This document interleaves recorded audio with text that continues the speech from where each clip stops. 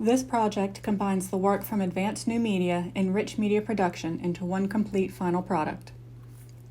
The Casual Reader app uses a custom WordPress API template and generated API to display all posts in the article list.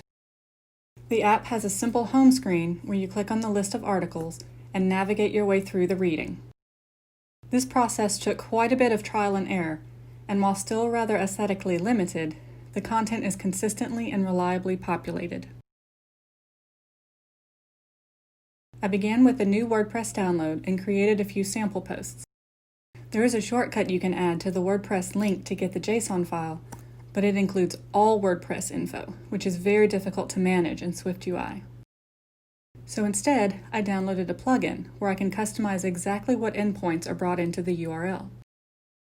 When the content first showed in the app preview, it looked awful and was impossible to read.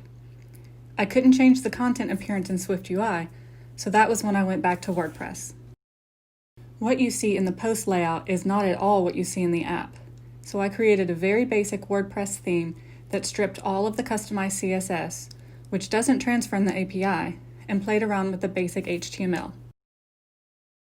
So now when you view a post on the page, it's not exactly pretty, but it's formatted to fit nicely into the app with a much cleaner API.